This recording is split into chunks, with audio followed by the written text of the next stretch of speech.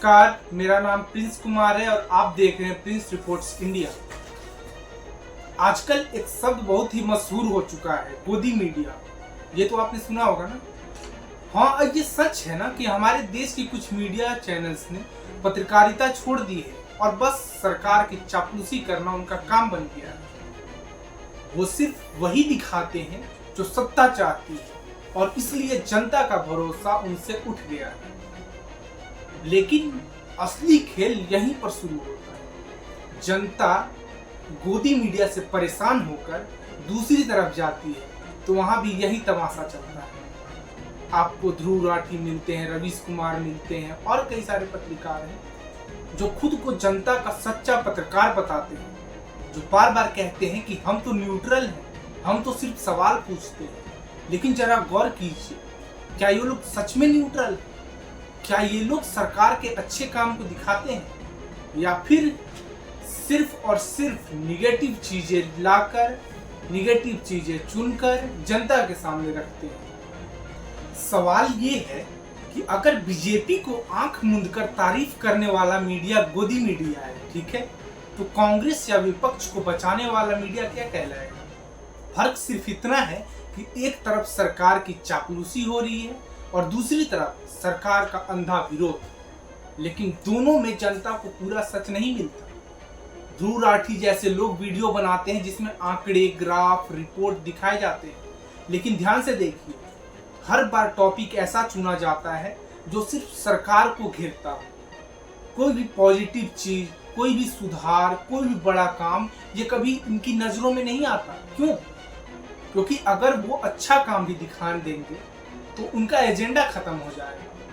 रवीश कुमार जी को देखिए, वो हमेशा टीवी पर आकर कहते हैं कि मीडिया सरकार की गोदी में बैठ गई है। ये बात आंशिक रूप से सही है, लेकिन क्या उन्होंने कभी सरकार के अच्छे काम को स्वीकार किए, कभी दिखाया? नहीं। उनका हर सवाल, हर बहस, हर रिपोर्ट एक ही दिशा में जाता है, सरकार गलत है, सरकार निकम्मी है, सरकार से धोखा दे रही है। अब सोचिए, क्या ये भी पत्रकारिता है? क्या ये भी उतना ही एजेंडा नहीं जितना गोदी मीडिया करती है?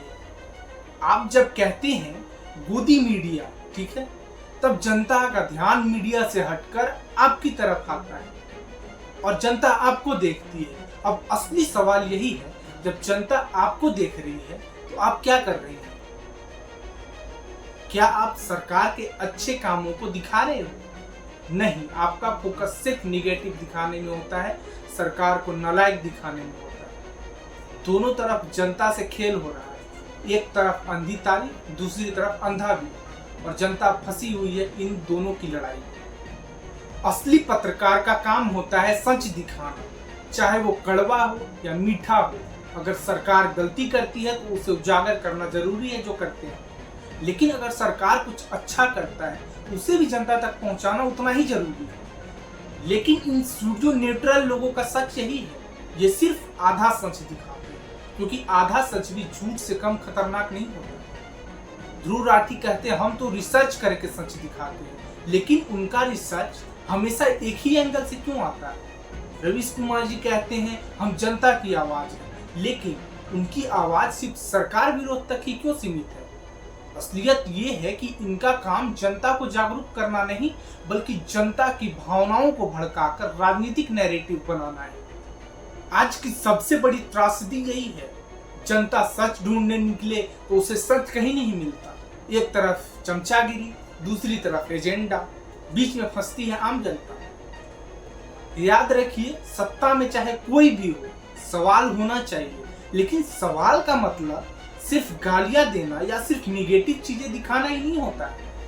सवाल का मतलब है पूरी तस्वीर सामने रखना। लेकिन जब मीडिया का बड़ा हिस्सा सिर्फ आधी तस्वीर दिखाता है तो जनता को अंधेरे में रखा जाता है, और यही असली खतरा है। इसलिए आंख मूंद कर ना गोदी मीडिया पर भरोसा कीजिए, ना ही उन पर जो खुद को न्यूट्रल कहते हैं, क्योंकि असली एजेंडा तो दोनों का एक ही है, तो पूरा सच कभी ना दिखाना। क्या आपने गौर किया है, ये जो खुद को न्यूट्रल कहते हैं, ये कभी सीधे सीधे कांग्रेस का नाम नहीं लेते, ये कभी खुलेआम नहीं कहेंगे कि कांग्रेस सही है।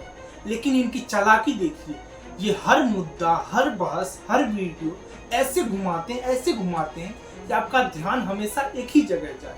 सिर्फ बीजेपी गलत है। उनकी टेक्निक क्या है?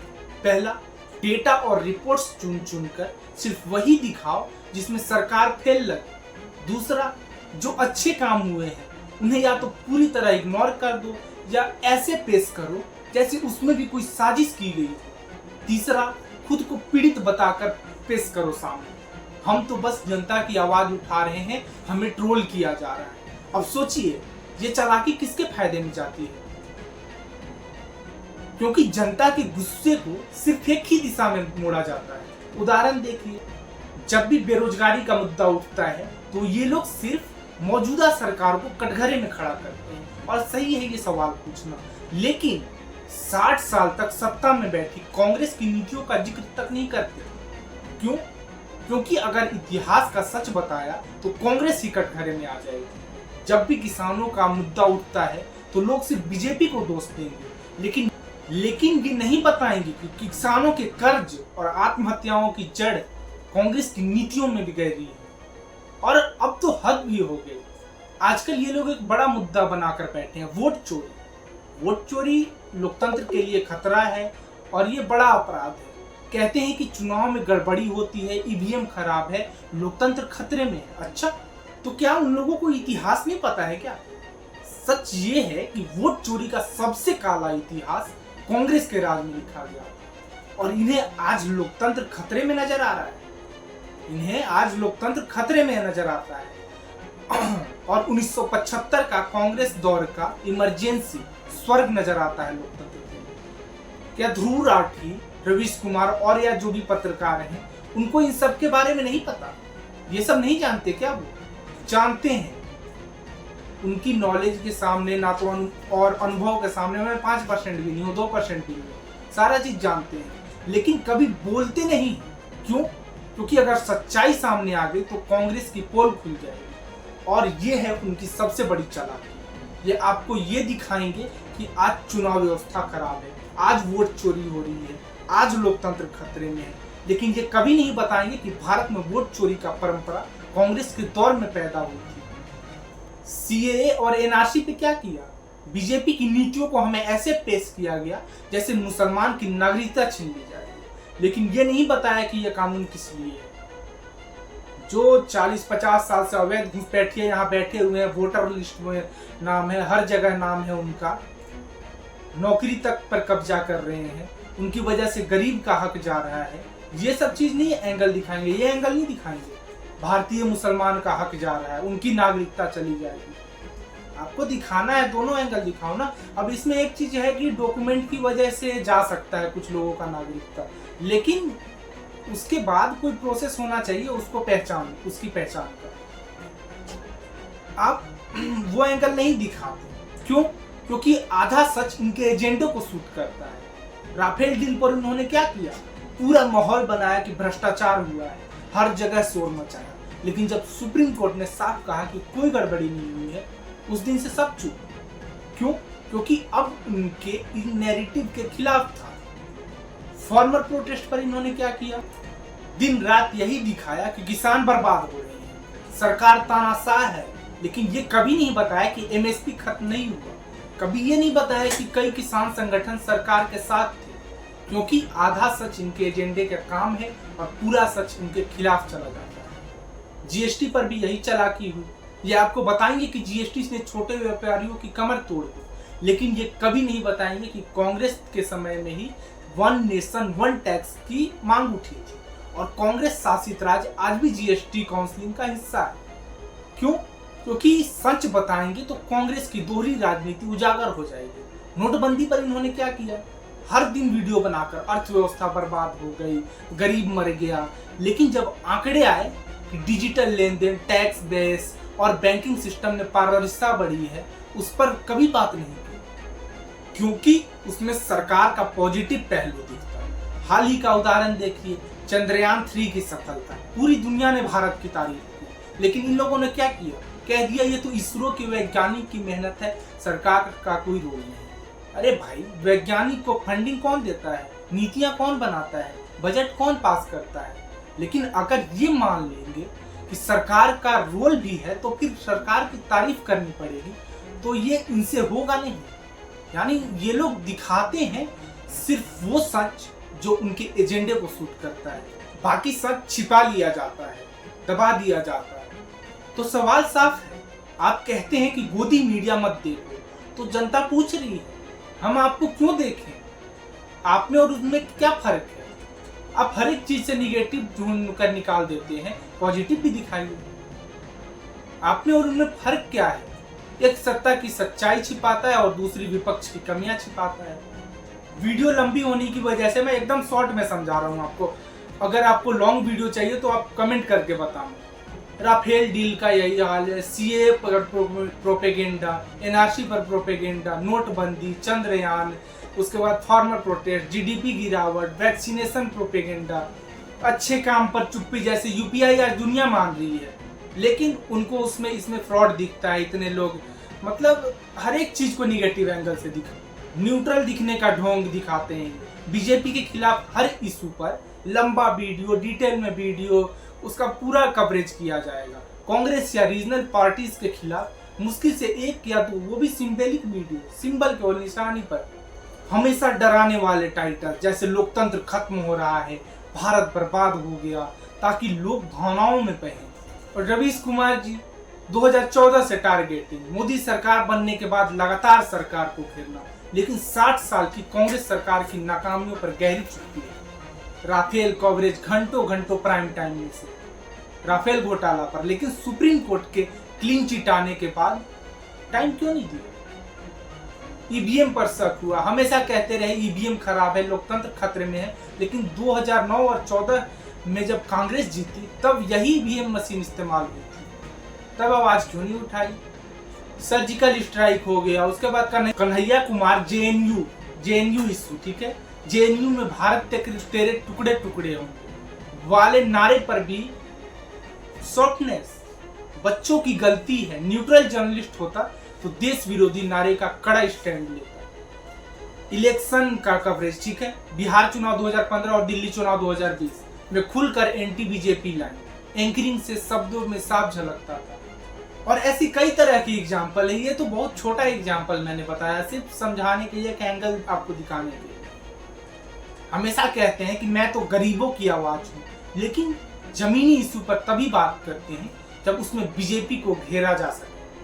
आप फर्क समझिए, गोदी मीडिया हर समय सरकार की तारीफ करता है और ये न्यूट्रल लोग हर समय सिर्फ बुराई करते हैं। पत्रकार वो होता है जो सत्ता में बैठे हर दल से सवाल करे, लेकिन ध्रुव राठी और रवीश कुमार जैसे लोग सिर्फ बीजेपी को टारगेट करते हैं और कांग्रेस के गुनाहों पर चुप्पी साध लेते हैं। यानी ये न्यूट्रल नहीं है, बल्कि कांग्रेस के अनौपचारिक प्रवक्ता है। जनता को आधा सच दिखाकर गुमराह करना ही इनका असली धंधा है। और अब सबसे बड़ा सवाल यही है, जब मीडिया का इतना बड़ा हिस्सा बिक चुका है तो जनता सच्चाई कहां से जाने? एक तरफ गोदी मीडिया है जो सरकार की चमचागिरी करता है, दूसरी तरफ खुद को न्यूट्रल बताने वाली मीडिया है जो सिर्फ विपक्ष की भाषा बोलती है। लेकिन आज पत्रकारिता कहाँ है? जनता का असली मुद्दा कहाँ है?